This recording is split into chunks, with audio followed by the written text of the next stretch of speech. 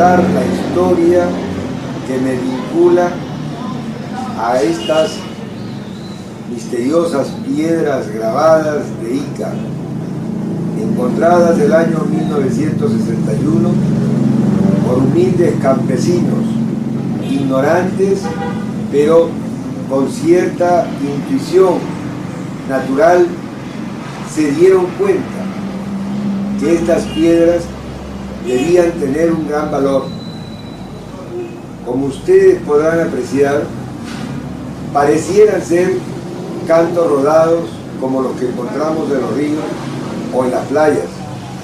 En realidad son cantos rodados, pero con una técnica muy especial que en este momento no estamos en condiciones de repetirla porque ignoramos cómo realmente se hizo. Podemos advertir que esta piedra, en este caso un pez, está grabado en la superficie ya no de un canto rodado, sino de un canto rodado revestido de un material especial que se adhería perfectamente a la piedra y que permitía con gran facilidad hacer los grabados sin producir ningún astillamiento. Las líneas son perfectamente romas, suaves, como si fuera un material semejante a la plastilina o al cemento actual. En este caso tendríamos que ver que se trataría pues de un cemento prehistórico. Lo importante pues de este hallazgo era que por primera vez nos encontrábamos frente a un espécimen totalmente desconocido en la prehistoria, no solo del Perú, sino del mundo. Estas piedras, en realidad, me contó mi amigo Félix, no habían despertado el interés de los arqueólogos. Al contrario, pensaban que podrían tratarse de falsificaciones arqueológicas. Esto, en realidad, sí me llamó muchísimo la atención, porque carecía de toda lógica. No era posible, pues, hacer una falsificación de algo que aparecía por primera vez. Requisito imprescindible de una falsificación es que exista el modelo y que el modelo a su vez sea conocido y valioso. Resultaba pues inexplicable que algo que aparecía bruscamente en el horizonte arqueológico pudiera ser una falsificación. Esto me llamó demasiado la atención y decidió que yo me dedicara a estudiar, a investigar el origen de estas piedras. Yo soy médico, cirujano, trabajaba en ese momento en el hospital del Seguro Social del Perú, en Ica, y por supuesto comenzó a invadir tanto mis ocupaciones que en realidad decidí dedicarme plenamente al estudio de estas piedras en todo el tiempo libre que me quedara después del ejercicio de mis horas de trabajo en el hospital. Así llegué a reunir una inmensa colección de estas piedras que me permitieron a su vez comprender que estos dibujos respondían a un sistema expresivo. Se trataba de una escritura ideográfica, con figuras se estaban representando conceptos y los conceptos podían ser perfectamente entendidos. En esta forma pues era un sistema de escritura desconocido pero descifrable. Y esa fue la gran tarea que tuve y los años que empleé para poder llegar a tener en mis manos el contenido conceptual de estas ideografías. Después de muchos años de estudios sistemáticos y de dedicación plena a esta investigación, me di cuenta que se trataba de un mensaje especial de hombres que habían vivido en la prehistoria humana y por supuesto insospechadamente para todos los que habían estudiado el pasado de la región de Ica y también del Perú. Y como veremos más adelante, la información contenida en estas piedras no solamente trascendían el espacio americano, sino invadían el mundo. Los minerólogos que han estudiado estas piedras piensan que el tiempo transcurrido entre el momento que se grabó esta piedra y el actual ha determinado una oxidación de la capa periférica y que esta oxidación se produce en inmensos tiempos, pero que ha sido un fenómeno natural.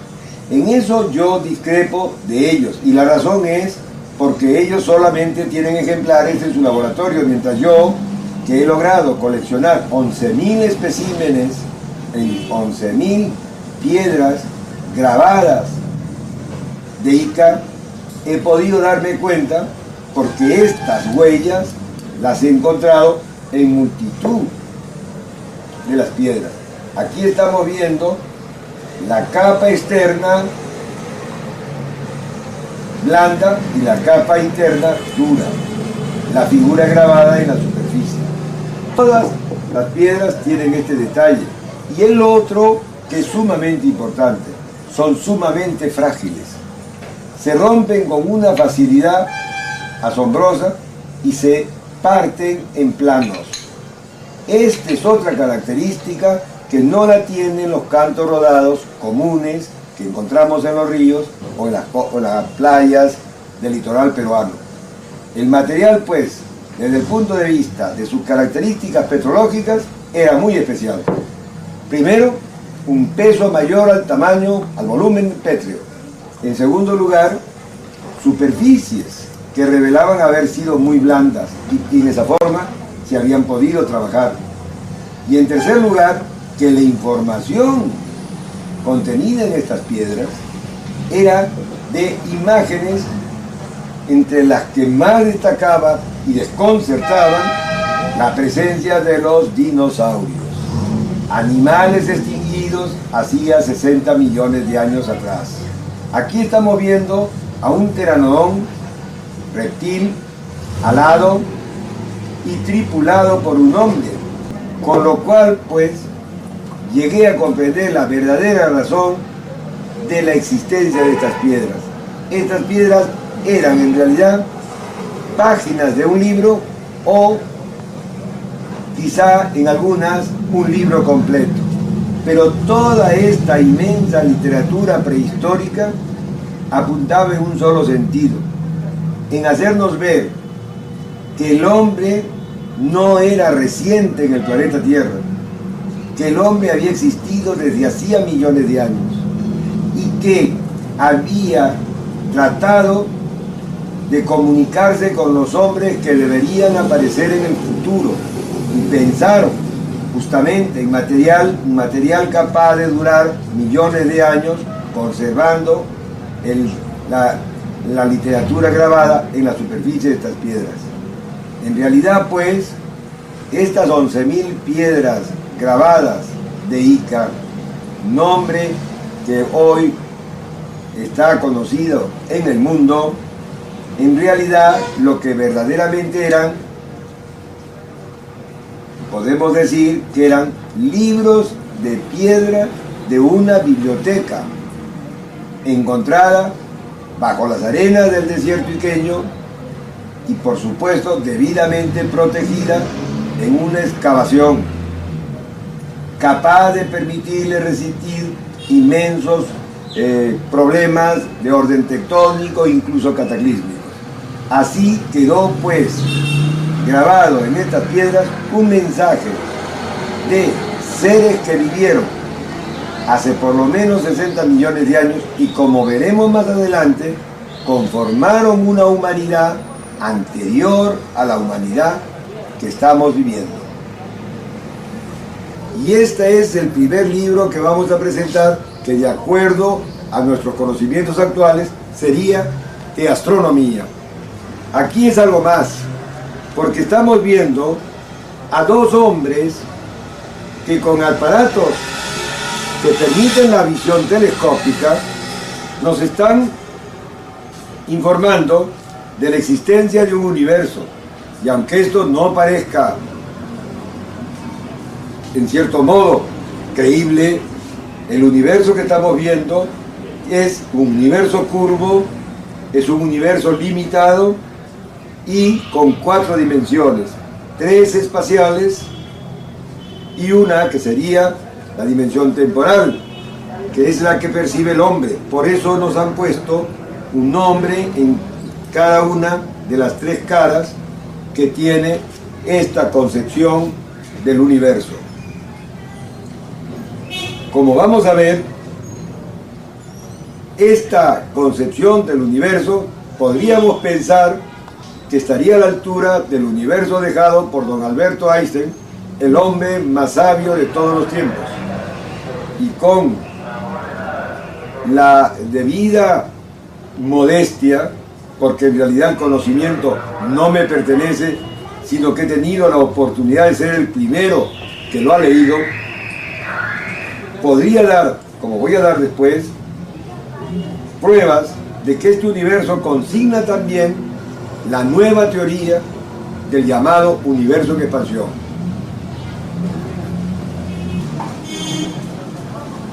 En la cara superior y convexa se ha representado en la periferia las constelaciones del zodiaco. Llama la atención que nos han graficado 13 constelaciones, pero aquí este zodiaco nos está marcando la duración del año, pero el año tenía 13 meses de 28 días. Si multiplicamos 13 por 28 nos daría 364 días, la duración de este año registrado en esta piedra, lo cual revela que hay una diferencia con el año actual, que tiene un día, 5 horas, 49 minutos y segundos.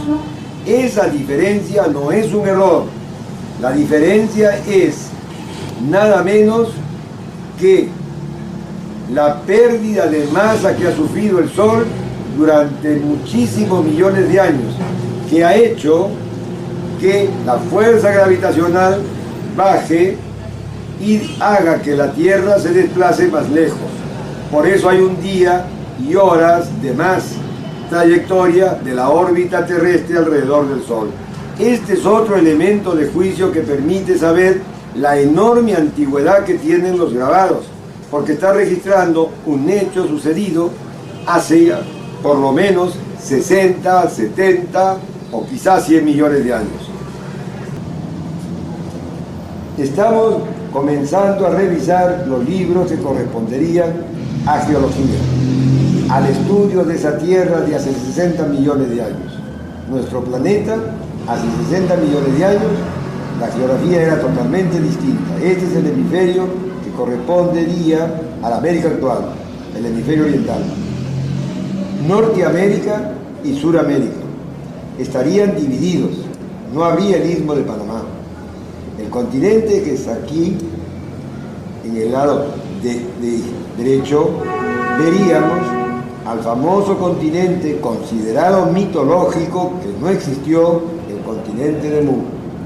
Sin embargo, este mapa antiquísimo revela su existencia. En el lado opuesto estaría el continente de Atlántida, que nos lo recuerda en sus crónicas Platón. Este continente también se dice que es un continente mitológico, que existió en el campo de las leyendas y que no tuvo en realidad presencia física. Pues aquí vemos que no, y todo lo contrario, nos está hablando que la gran memoria del hombre perpetuó estas imágenes. ¿Por qué?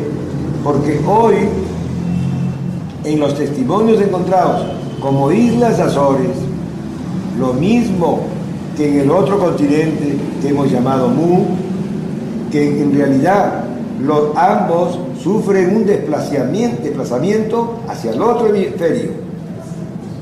tanto Mu que se va al hemisferio por el lado opuesto al que hace Atlántida. En su lugar quedan las islas Azores del lugar de la Atlántida y las islas del Pacífico en el lugar en que estuvo el continente Mu. Este movimiento de desplazamiento se produce porque en esta parte, en lo que hoy sería el Triángulo de las Bermudas, cae uno de los satélites que acompañaban a la Luna, que de acuerdo a Gordillinger fueron 4. Uno de ellos cayó en esta parte y ocasionó el comienzo del cataclismo que cambiaría la faz de la Tierra. Esta fuerza expansiva determina el desplazamiento de Atlántida al otro hemisferio. Y en sentido contrario, el continente Mu también haría lo mismo, separándose hasta dejar en su lugar solo las islas del Pacífico. Estamos viendo el hemisferio occidental, que actualmente sería Europa. Vemos solamente la parte sur de África, está faltando la parte norte y Europa. Sería completado esto cuando Atlántida, ingresando por esta parte, se colocaría formando la parte norte de África y por supuesto Europa. Asia anterior, unida por un puente continental a Australia y el continente Lemuria,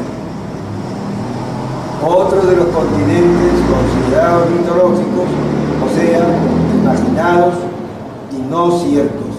Aquí vemos que lo que las leyendas nos transmiten tienen una enorme veracidad. Pues bien, actualmente Lemuria es India. El puente entre Asia anterior y Australia se rompe y se transforma en la isla de Madagascar, el archipiélago del Océano Índico, el archipiélago de la Malasia. Y, por supuesto, que la configuración se completaría viendo cómo el continente Mu, el otro hemisferio, ingresaría por el lado opuesto al que ha ingresado Atlántida, chocando en un punto que serían los montes Urales. Geológicamente está definido los montes Urales como un anticlinal, o sea, un suelo que representaría el choque de dos continentes, tal como lo están diciendo estas piezas. Pues bien, a la vez que nos han dejado la geografía antigua, que no se parece a la geografía actual, porque aquí encontramos 7 continentes, mientras que actualmente tenemos 5, también nos han dejado plasmado en estas figuras la causa del cataclismo. Para tal, veamos este sistema de pirámides que están ubicadas en lo que hoy llamamos el ecuador de la Tierra. Las pirámides eran 13 y cada pirámide, semejante a la pirámide de Keops, tendría el papel de captar la energía solar y convertirla en energía eléctrica. Este sistema sabemos perfectamente que es de hoy, son descubrimientos actuales, sin embargo ya estaban conocidos en la prehistoria. Fue una gran central que tuvo 13 estaciones que, convirtiendo la energía fotónica solar en energía electrónica, dieron la energía necesaria para que funcionaran los continentes con dicha energía. Lo importante que vemos aquí es que se hizo mal uso de este sistema energético, y este mal uso o un uso irracional hizo que se sobrecargara el sistema hasta el punto que aumentó la carga eléctrica, y todos sabemos que al incrementar una carga eléctrica se incrementaría también un campo magnético.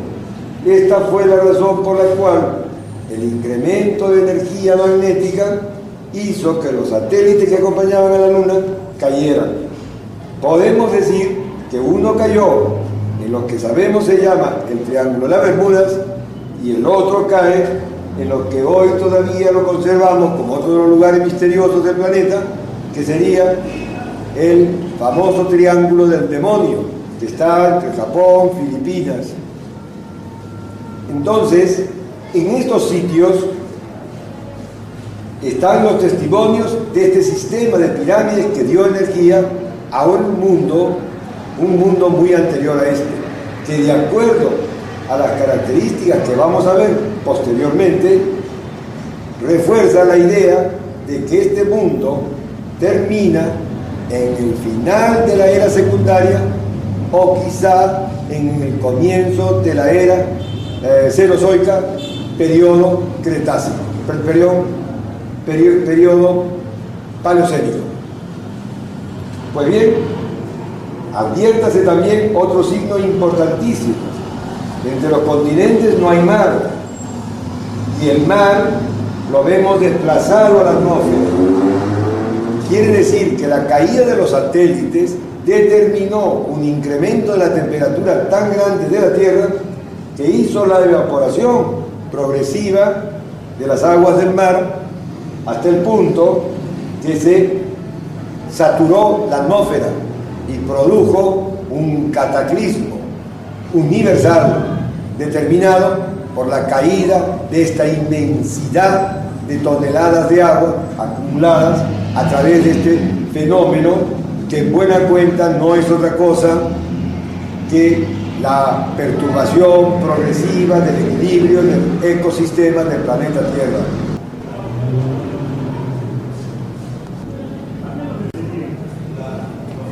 En esta otra piedra estamos viendo una escena interesantísima. Se trata de un estegosaurio de cuello largo y un hombre que se ha colocado en el dorso del animal. Las características de este hombre vale la pena reparar en ellas, las características anatómicas. La cabeza es muy grande y el cuerpo es muy pequeño. Los hombres actuales son la cabeza pequeña y el cuerpo grande. Y así como este hombre ya no existe, pero no podemos decir que se ha extinguido, lo que sí podemos decir es que el hombre actual ha cambiado y que solo se parece a este hombre cuando nace. El niño recién nacido tiene cabeza muy grande y cuerpo muy pequeño. Y con el tiempo va a sufrir un fenómeno de metamorfosis. Desafortunadamente, yo soy médico y la medicina nos enseña el cambio de forma que experimenta el hombre desde el nacimiento hacia la adultez. Y este es un fenómeno digno de reparar.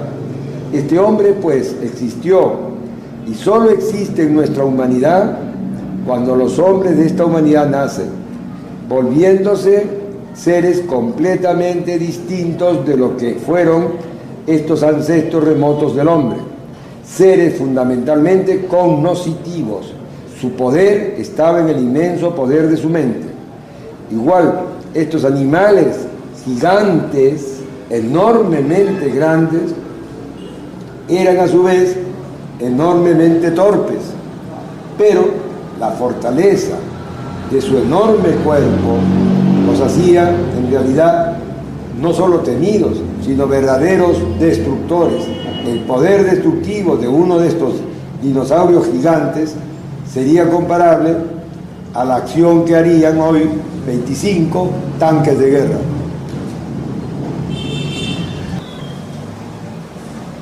Veamos las características del hombre.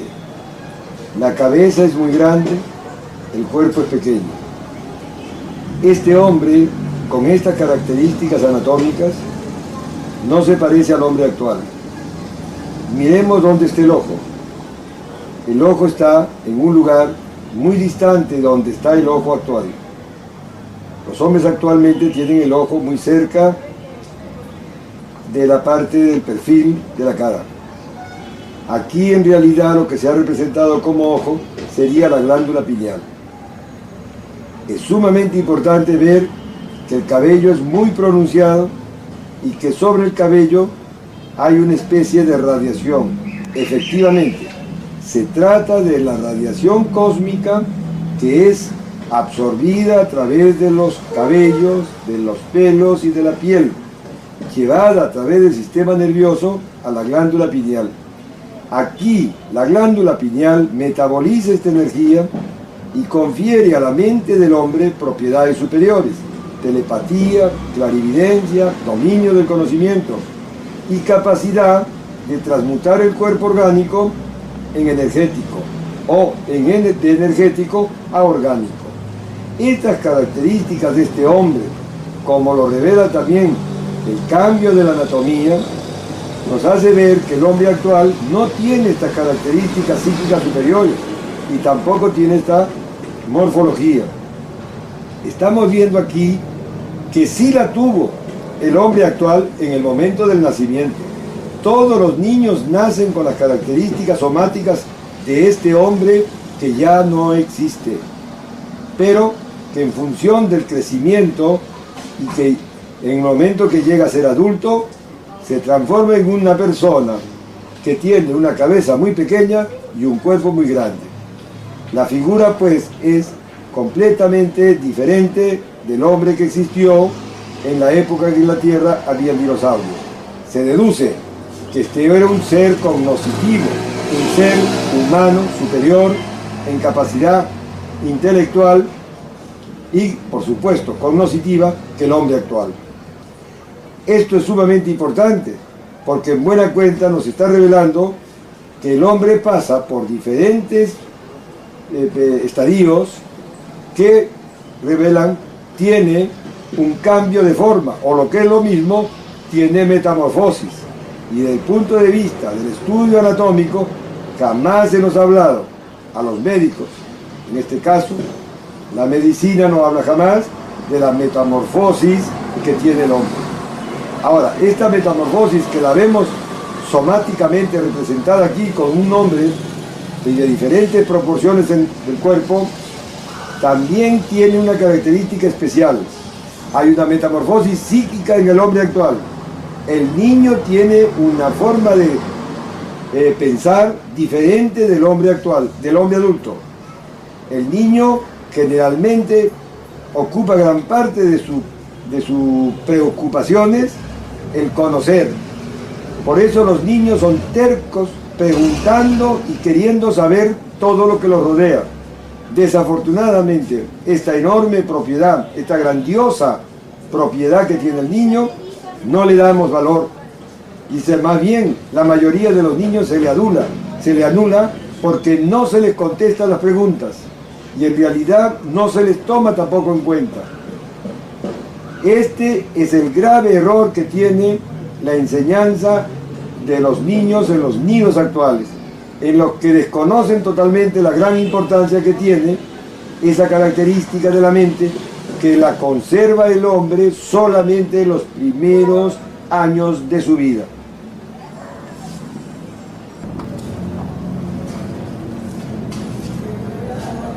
Vamos a tener libros que nos hablan de vegetales, libros que hablan de animales, de hombres, de las costumbres de los hombres, pero lo que más nos debe sorprender son los conocimientos científicos y técnicos que revelan un avance tan grande que todavía la humanidad actual ni sospecha las posibilidades de alcanzar un desarrollo científico y tecnológico semejante al que tuvieron estos hombres.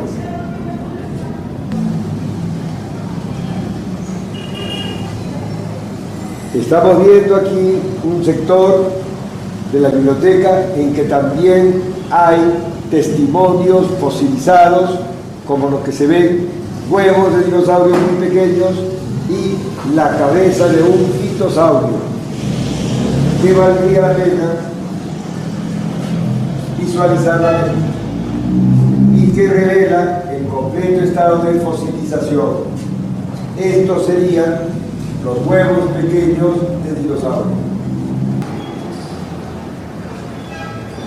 En esta forma, pues, hemos dado una noción panorámica de la cantidad de libros que he logrado rescatar y ordenar por temas de esta biblioteca única en el mundo, biblioteca de los libros de piedra encontrados en Ica.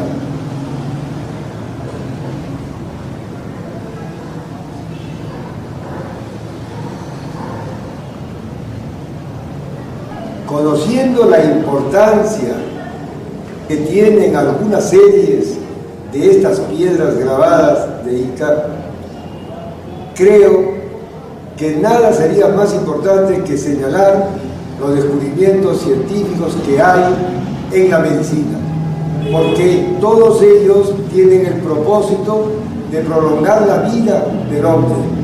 ¿Pero con qué finalidad? Con la finalidad de que logre incrementar su capacidad cognitiva y alcanzar mayores conocimientos. La humanidad actual está tratando de trasplantar órganos con el objeto de conseguir el alargamiento de la vida humana, pero no en el sentido de la búsqueda de mayores conocimientos, sino de vivir más placenteramente, de gozar del placer de vivir, porque estamos en una humanidad cuya sociedad en todo momento busca el confort. Aquí no, lo que se pretendía era alargar la vida para tener tiempo suficiente para alcanzar el conocimiento. Vemos en esta piedra, este libro nos presenta a una mujer que tiene los senos grandes, los pezones turgentes. Es pues la representación de una mujer embarazada, y simbólicamente nos están haciendo ver la extracción de la sangre de la mujer embarazada hacia una botella en la que se va a separar nítidamente los glóbulos del plasma. ¿Qué nos están diciendo con estas ideografías? Que en la sangre de la mujer embarazada existe una sustancia, una hormona especial que tiene la propiedad de anular el fenómeno inmunológico del rechazo que debería sufrir o experimentar el feto humano, pero por la presencia de esta hormona, el fenómeno inmunológico del rechazo queda anulado. Esa sustancia la produce la glándula suprarrenal de la mujer encinta y tiene la misión de anular el fenómeno del rechazo y hacer que su hijo, que está compuesto con el 50% de genes extraños procedentes del padre, no sea rechazado y complete su desarrollo en el útero materno los 9 meses que necesita para alcanzar la forma ya viable.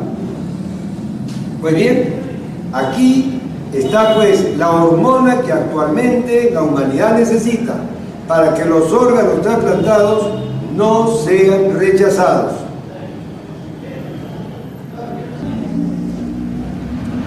En este libro de piedra, como si fuera doblando la hoja, está colocado el paciente. Se ve claramente el corazón enfermo y también se ve que está recibiendo esa sangre de la mujer embarazada. Y vemos que está ingresando unas rayitas a través de una aguja en lo que se supone sea la vena del paciente. Lo interesante es que esta acción permite comprender que esa sustancia que está en el plasma y no en los glóbulos es la sustancia que se requiere para que, extraído este corazón y puesto un órgano sano, corazón sano procedente de un donante, ese corazón sano, distinto del organismo que lo va a recibir, sea aceptado. Esto lo vamos a ver en la siguiente piedra con el siguiente conocimiento.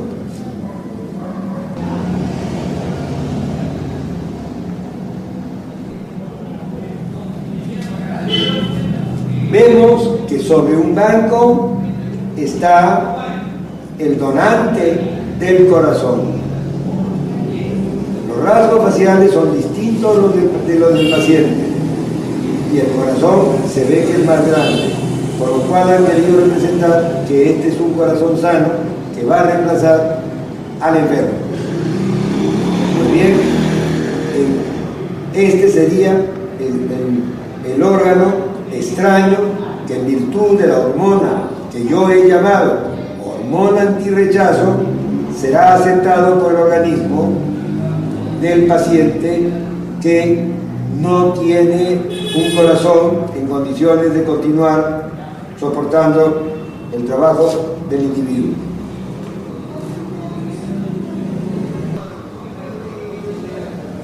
Este otro libro de piedra nos revela al corazón del donante y, como vemos, ya no está sobre una mesa. Quiere decir que ya se trata de un paciente, de una persona que ya murió. En consecuencia, van a extraer el órgano inmediatamente del deceso de la persona. Se está liberando aquí el pedículo, nos enseñan los instrumentos y la manipulación que se va a hacer sobre el órgano. Esta imagen, volvemos a ver el paciente, aquella persona que tiene enfermo el corazón. Está sobre un banco que es en realidad el símbolo de quirófano. Y este enrejado que vemos aquí quiere decir que hay el control biológico de las funciones del organismo del paciente que va a ser operado. En esta primera etapa vemos el bisturí del cirujano y las manos que van a iniciar la operación. En la parte superior, la escena quirúrgica ya ha avanzado y vemos que el cirujano ha cortado el tórax y va a extraer el órgano enfermo. Se trata pues de la misma persona en un momento posterior de la intervención quirúrgica.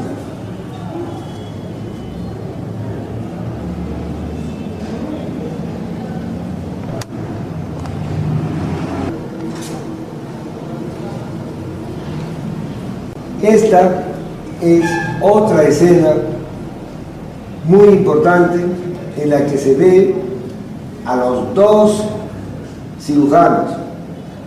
Mientras uno de ellos está actuando sobre la herida operatoria, el otro está sosteniendo en buena cuenta el corazón. Lo que llama la atención es la presencia de una mujer embarazada nuevamente, con los pezones turgentes, y dos cánulas que parten de las arterias y venas del corazón para articularse, para conectarse con la arteria cava, con la arteria aorta y la vena cava. ¿Con qué objeto? Con objeto de hacer circular sobre el órgano que se va a trasplantar la sangre de la mujer embarazada, con el fin de anular el posible rechazo inmunológico.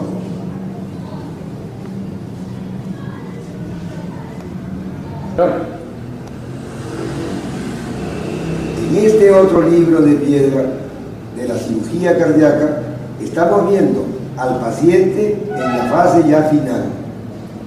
Se ha cosido la herida,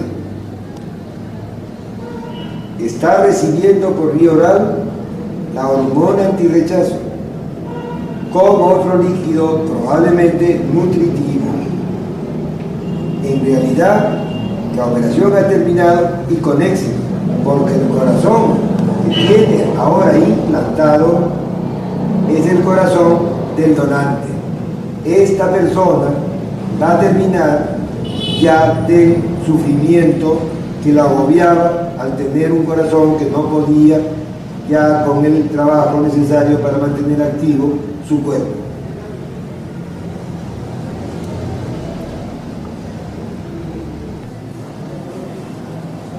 Este otro libro de piedra nos revela un hecho sumamente interesante. El cirujano, al mano de un estetoscopio monoauricular, está escuchando el latido cardíaco, confirmando que este corazón no solamente late, sino está cumpliendo con las funciones biológicas que le corresponden, mientras el paciente sigue recibiendo la hormona antirrechazo. En esta piedra o libro de piedra de cirugía está una mujer dando a luz un niño. Lo que importa es ver que en la parte correspondiente a la frente está una hoja que significa el símbolo de vida. Quiere decir que esta mujer ha gestado una vida y durante la gestación ha actuado la hormona que impide el rechazo a los genes extraños que componen su feto, pero llega a término y se produce el parto.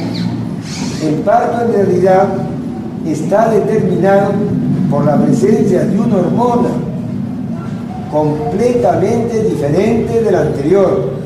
Esta hormona es un esteroide también, lo produce la glándula suprarrenal del feto y tiene la misión de destruir las células embrionarias conjuntivas que conforman la placenta. Aquí estamos viendo al obstetra que está recibiendo al niño que está naciendo con la cabeza mirando hacia arriba. Este símbolo colocado en la parte posterior de la cabeza del obstetra lo hemos visto ya en una etapa anterior y significa la hormona, aquella hormona que produce la glándula suprarrenal del feto y que tiene la misión de destruir las células embrionarias conjuntivas que componen la placenta. Pues bien, esa hormona que permite destruir las células conjuntivas embrionarias también está capacitada para destruir células embrionarias cancerosas, con lo cual hemos encontrado otro gran remedio que le está haciendo con urgencia falta a la humanidad actual.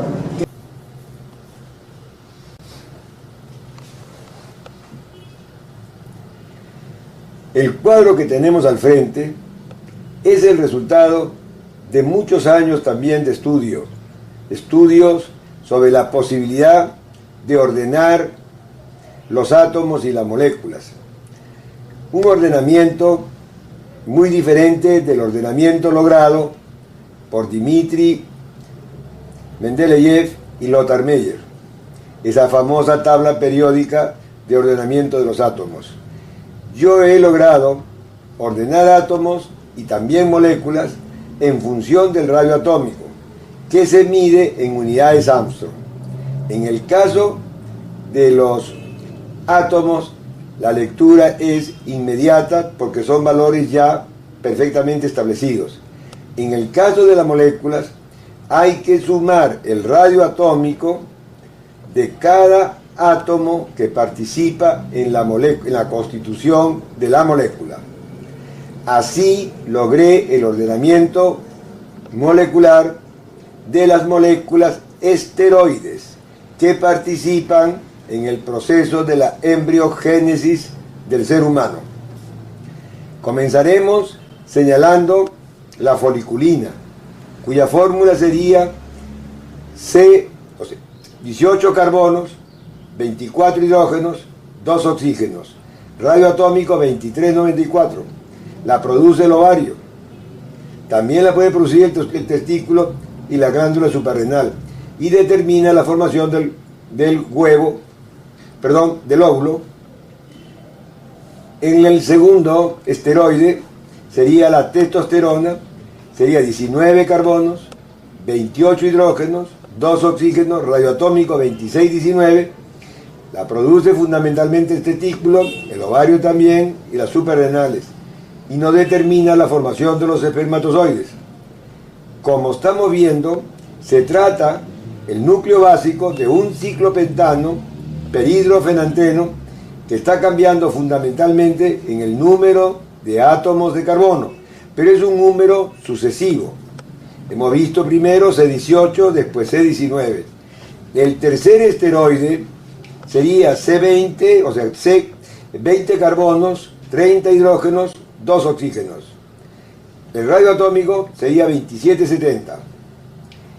Esta hormona la produce la glándula suprarrenal del hombre y también la glándula suprarrenal de la mujer. Aquí, en el caso del hombre, cumple la función de proteger al espermatozoide en el tracto genital de la mujer.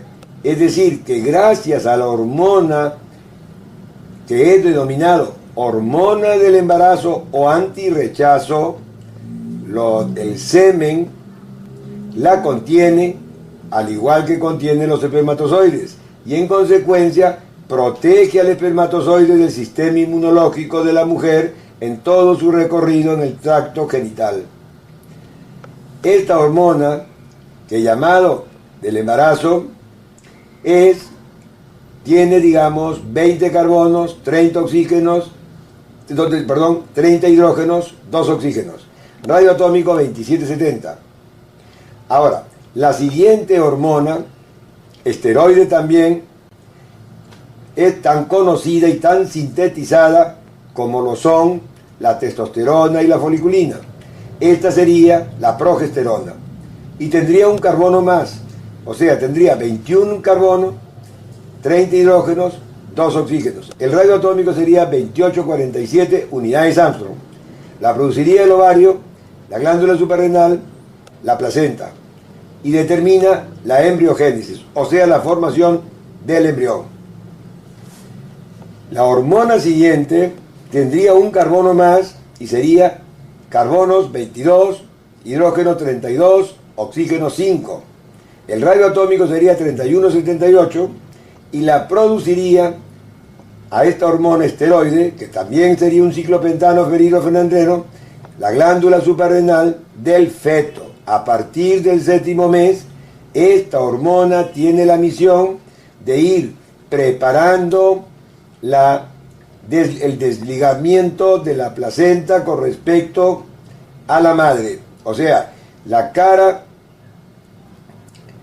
que está en contacto con la pared uterina se va a ir desligando poco a poco por acción de esta hormona, que tiene la característica de destruir las células embrionarias conjuntivas que hacen o componen el estroma de la placenta.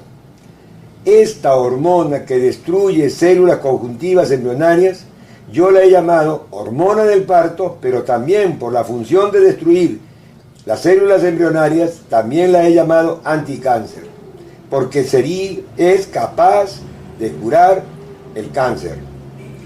Es interesante que también tiene acción sobre procesos infecciosos y en este caso sobre el SIDA. Lo que importa es que esta glándula, su lugar de producción es la glándula suprarrenal del feto y lo comienza a producir a partir del 7º mes. Fundamentalmente la podemos encontrar en el cordón umbilical y en la placenta, en el momento mismo del parto. Como vemos, ya hemos encontrado aquí 2 ciclopentanos perhidrofenanteno con funciones sumamente importantes. El que llamamos hormona del embarazo con 20 carbonos y el que hemos llamado hormona del parto. Las funciones que tienen estos 2 esteroides son importantísimas.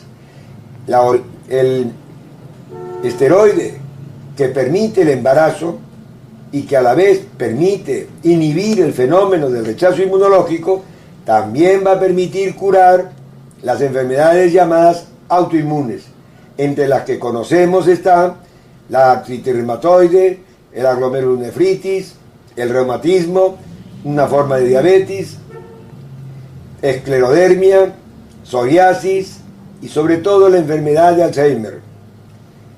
Esta pues es la gran importancia del hallazgo de esta hormona, que va a cumplir muchas funciones en la terapéutica de enfermedades que hasta hoy no se logran en realidad curar.